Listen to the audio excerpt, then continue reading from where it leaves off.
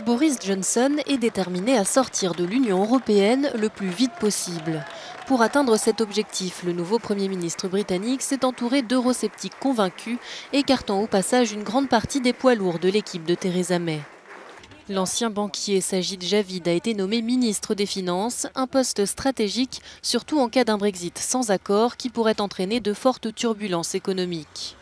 Le Premier ministre a déjà défini certaines de ses principales priorités, notamment de veiller à quitter l'Union européenne le 31 octobre et à tirer parti des énormes opportunités économiques qui s'offrent à nous. Dominic Raab prend la tête de la diplomatie britannique. Ancien membre du gouvernement de Theresa May, il avait démissionné l'année dernière pour marquer son opposition à la stratégie de l'ancienne première ministre sur le Brexit.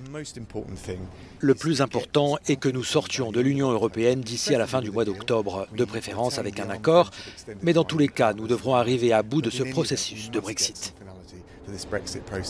La très conservatrice Priti Patel obtient le poste de ministre de l'Intérieur. Cette dernière était une figure majeure des pro-Brexit lors de la campagne en 2016.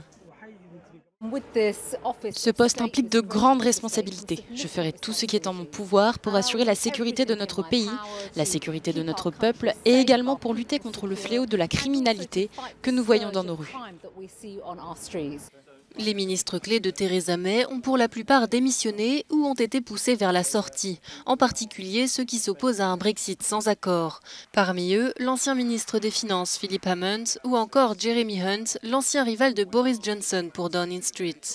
Mais même certains des ministres les plus pro-Brexit ont été limogés, comme Liam Fox ou l'ex-ministre de la Défense Penny Mordaunt.